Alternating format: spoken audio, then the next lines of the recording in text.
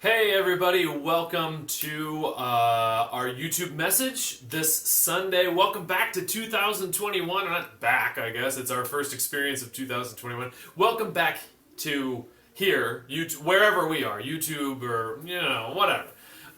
Anyway, it's great to see you guys. I hope you guys were able to join us for our Christmas party because I had a blast. I thought it was great to see everybody. Hopefully we're going to do something else pretty soon. The plan is sometime in January we're going to come up with something fun, and then winter camp is probably not going to happen this year, but instead we're going to try and do like a snow day or something like that on those that holiday weekend that we normally go to winter camp. So anyway, stay tuned for that. In the meantime, what I wanted to dive into today is, I want to start off by telling you about my friend Frank. Frank was, how do you define Frank? Something that I have found is that I find that I have been very, attracted is the wrong word, drawn, there we go, very drawn to people who see the world differently. And I mean, like, for example, like, I had a friend, Marie, at Disneyland, and I honestly believe Marie saw the world like it was a Disney cartoon, where everything had flowers on it and everything was like, la la la, like, that was just the way she saw the world. And I found that fascinating. Frank was like that. Kind of the best way to describe Frank, I went to college with Frank. Frank was one of my friends in junior college theater. And Frank was one of those guys. He was at a party one time, and they were talking about, there's an old Saturday Night Live skit called Caveman Lawyer, where Phil Hartman was dressed up like a caveman, and every single law case was, I don't understand these things, I'm just a caveman. And then they would always vote for, like, the jury would always do whatever he said because he said that. And Frank, or someone said at this party, hey, wouldn't it be crazy if they turned that into a play? So Frank actually did, and Frank turned it into this play, but instead of him just saying, I'm just a caveman, he literally would say, ooga booga, ooga, raruga ruga, and like, that was how he was a lawyer. And so we did Caveman Lawyer, which, oh man, I wish we had YouTube back then, because then that would be, I mean, it was around, but it wasn't, you couldn't post stuff on it really, unless you were like, anyway.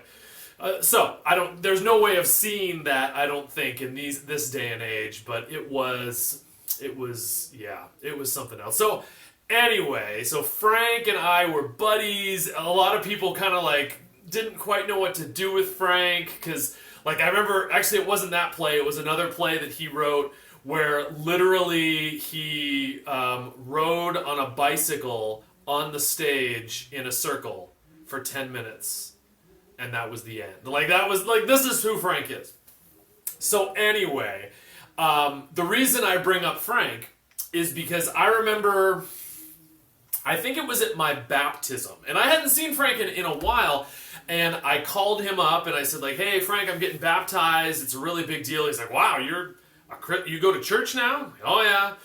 And so I said, like, I would love you to be there. And he said, I don't know, I mean, I haven't set foot in a church, and are you sure I'm not going to get struck by lightning? And which, oh ha ha ha, no, of course not. And he went, and my church back then would, if you didn't have a Bible, they would give you one. So he was like, score, man, free Bible. And so that was his favorite part. But the funny thing was, yes, it's a joke. Yes, he doesn't actually think he's going to get struck by lightning. But I remember thinking that same thing, or at least having that same joke when I wasn't a believer. Like, oh, I don't know, going into a church, am I going to get struck by lightning for being such a sinner? And the sad reality, I think, of that joke is this idea that only people that have it together are welcome in church. And man, that's a tough one, because the reality is, like, we say, I hope, that everybody is welcome in church, and is that really true? Now, on a Sunday, if somebody shows up here at church, I mean, for the most part, I think that would be true. I don't think there are people that we would be like, whoa, nope, sorry, buddy, like, you're not welcome here. I would hope not. But if church is much more than a building, much more than a service, if church is a family and a fellowship, are there certain people that we would hesitate about welcoming into our fellowship, welcoming into our home, welcoming into being friends with? I mean, think about and the irony here is that this is where we talk about big sin, little sin, and that there is no such thing. Sin is sin. It's all sin and it's all bad. But we still play that game, right? That there are some sins that are big and some sins that are little. So if you're going to say hey, I've told a lie one time, little sin, right? Or hey, I got divorced, little sin, somehow. But hey, I stole a car and I went to jail for it. Hey, I still currently sell drugs. I'm a drug dealer. Hey, I would hope homelessness isn't a sin, or I'm a drug addict. I struggle with drugs. I'm a homosexual. I'm a liberal or a Democrat or something like that. Would we welcome those people in? And I think sadly, that's kind of a question. And that's why what we're talking about right now, we're going to go through a series talking about hypocrite. What is it to be a hypocrite? Because for me, what I have observed is, and I'm with you, the number one thing, or one of the biggest things that blows students out of going to church is hypocrisy. Is that I see people talk a good game and then their actions don't match with what they do. And they're hypocrites. And I don't want any part of it. That's one of the main things that students just, I'm out of here. I'm not doing this anymore. So let's talk about that. Let's talk about the hypocrisy that we live in the church and what do we do with that. So, along those lines, we're going to be looking at Matthew chapter 23 because the interesting thing, at least to me, I find it interesting, is that the word hypocrite may have been not invented by Jesus, but he is at least the one that popularized using it the way that we use it now. Because hypocrite, what it actually, the word where we get it from, it's a Greek word that referred to actors. That if you guys know anything about Greek theater, you guys have seen the theater masks, right? Where you've got the happy and the sad one. That's comedy and drama. There we go. And apparently they would literally wear, if this was a comedy, they would wear that mask. And if it was a drama, they would wear that mask. So they would literally put something in front of their face to pretend to be this different thing. So the word hypocrite literally means actor or mask wearer. It is as if you are wearing a mask. And Jesus uses that 7 different times, I believe. He uses the word hypocrite. Well, 7 times, 6 different occasions, he uses the word hypocrite to talk about the Pharisees. So we're going to go through that over the next several weeks. And I wanted to start with the first one, which is chapter 23, verse 13. Jesus says this: "Woe to you, teachers of the law and Pharisees, you hypocrites! You shut the door of the kingdom of heaven in people's faces. You yourself do not enter, nor will you let those enter who are trying to." So, yet again, Jesus is picking on the Pharisees. So, briefly, and hopefully we've talked about this before, who are the Pharisees? Now, the interesting thing is if you're only somewhat familiar with the New Testament, the Pharisees seem like the bad guys. Jesus is always picking on the Pharisees. The Pharisees are big ones that are always opposing him, even leading to his crucifixion. We kind of, they're in a lot of ways responsible for him being crucified. But the interesting thing is the Pharisees were actually the most respected leaders, religious leaders in Israel.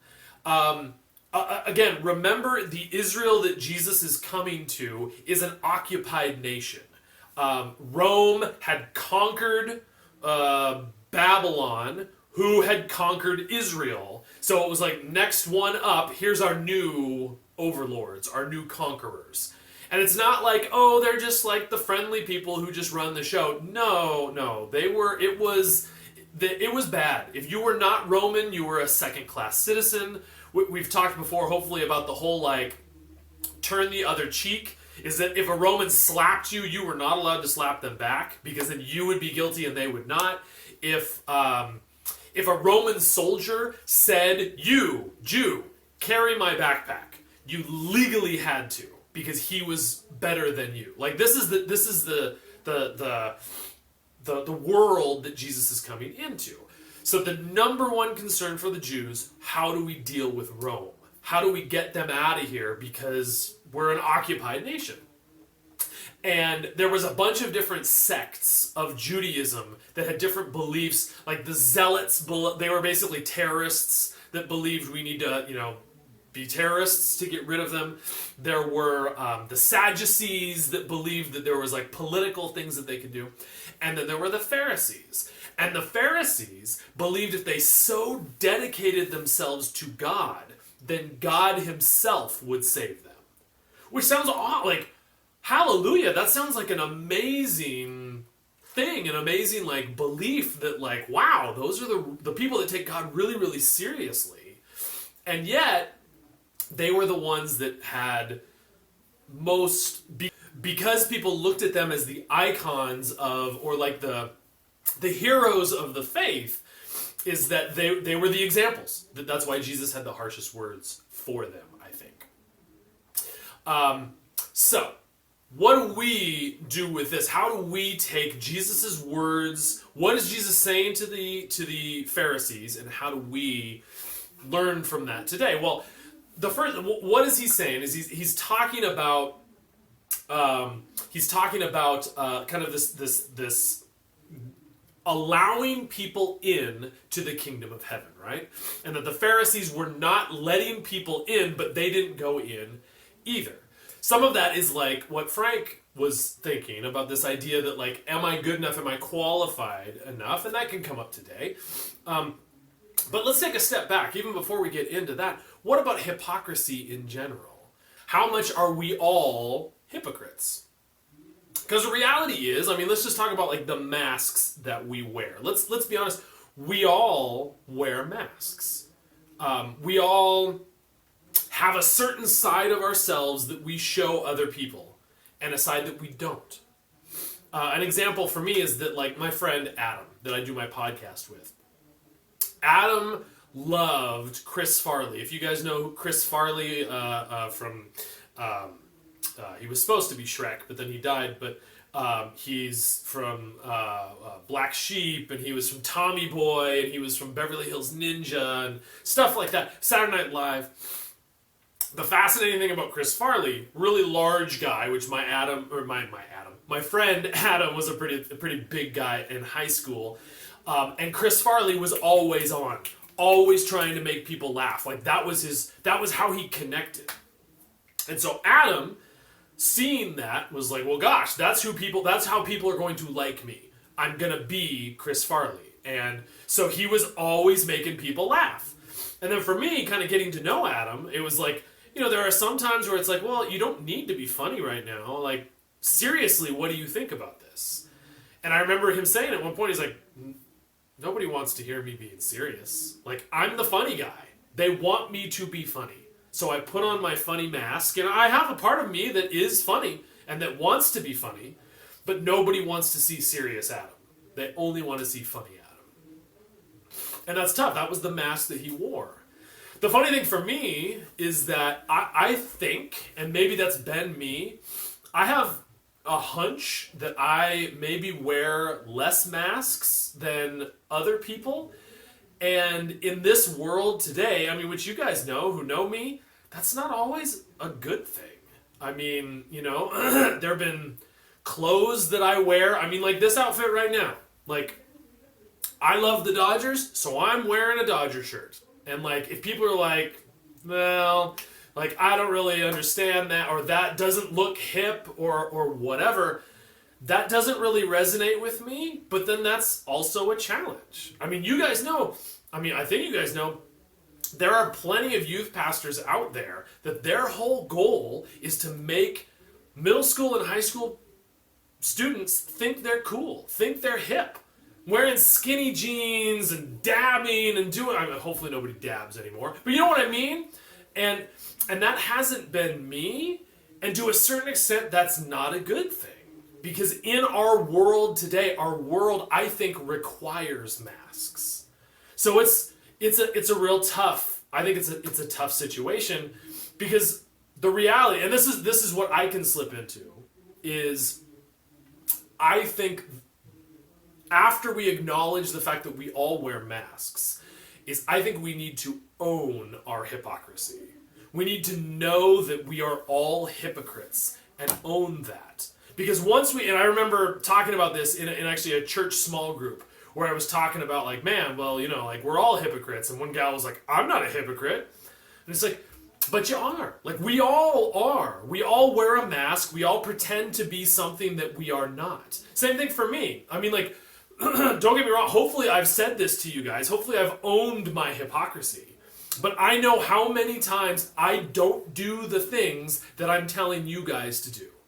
The times that I'm saying like, hey, if you just trust God here, or hey, if you just do this, or if you do this, and that I find myself not doing it myself. That's hypocrisy. That's me being a hypocrite. If it's so important, if I'm saying that it should be so important to you, why isn't it that important to me? And that's tough. I mean, the big ones, obviously, like lust. Lust, hopefully we've talked about, like, lust being a big deal and fighting against lust and stuff like that. That's still something that I struggle with all the time. And that's a source of hypocrisy. Praying and reading the Bible. I bet you there's a lot of you guys that pray and read the Bible more than I do. And I'm the one telling you how important it is. Serving others. Like, there's a lot of different things that I don't do well that robs me of the ability to say, hey guys, you should do this, because that's hypocritical. So I think then that's a part, or that's how we as Christ followers should deal with our hypocrisy. The fact that we're all works in progress, and it's not appropriate for us to hold others to a standard that we don't hold ourselves. We don't proclaim that we're perfect. And I think the truth is, like, nobody, like, especially in today's world, I don't think anybody says that they're perfect, right? Nobody's perfect. Like, but I think the reality is that we all even wear masks in certain areas. Certain things that, like, we want people to think that we've got this figured out. And I know, like, for me, like, the tough one is, like, being a parent. Is that the moment that you have a child, everyone seems to think to know exactly how you should be doing what you're doing. There's not only are there books on it from experts to people who don't know what they're talking about, there's blogs. Everyone who has ever had a child will tell you how you're supposed to be doing things.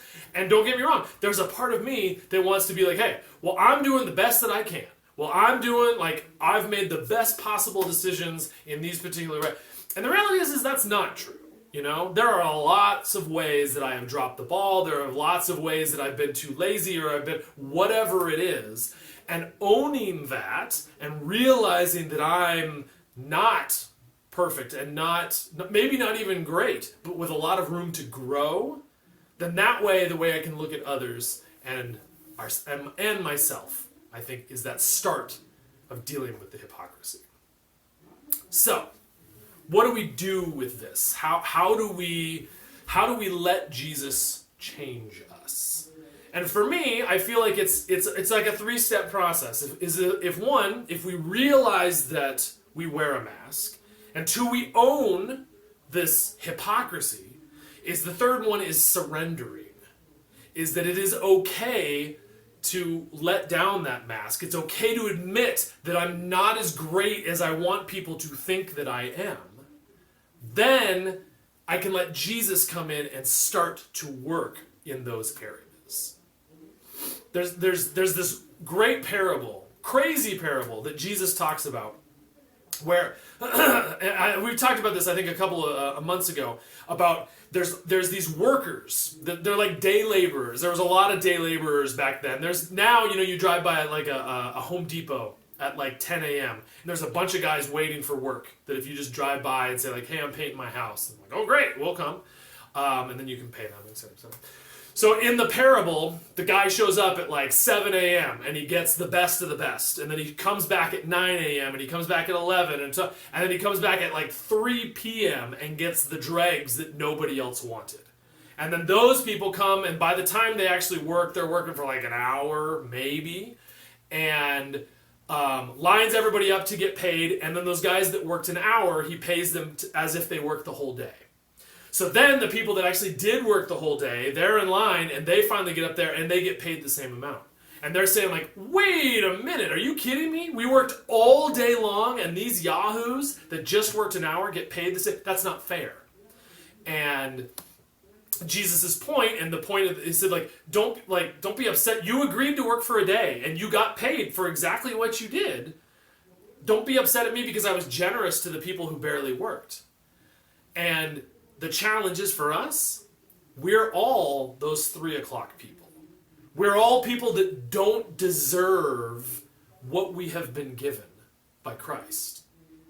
So if we view ourselves that way, if we realize how unworthy we are, then that's the beginning of, again, letting Christ in so that he can start to change us. And that's tough. I mean, in our world today, we're not supposed to do that. We're not supposed to even think. We're supposed to be perfect just the way that we are. We're supposed to be proud of what we've done. It seems like it's like a lack of self-confidence. But the reality is, if we have too high a view of ourselves, then we have too low a view of who God is. I mean, because if we're so awesome, if we are so amazing, then of course God would die for us, because look at how great we are. But that misses the point, is that if we are worthless, if everything that we could possibly do, the greatest possible achievement, pales in comparison, is nothing compared to the slowest day God ever does. Hey, I invented a cure for cancer. Well, congratulations, I started a galaxy. You know, it's not, there's no, because, and here's why. Because if we are that worthless, then it's God's love that makes us worthy.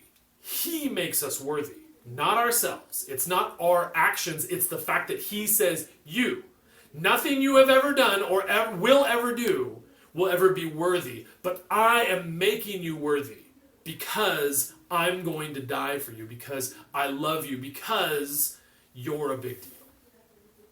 That's, for me, one, like Jesus is talking about the entrance to the kingdom, that's what the kingdom is. And this idea that if we understood that, then being able to share that with others, then that's a whole different deal. Looking at people like Frank, looking at drug dealers, looking at, all these people that are unworthy, none of us are worthy. And we can welcome them in just like we've been welcomed in. All right, my friends. Thank you for being with us. Again, we'll catch you at small groups, and then we'll catch you again next week. Peace out.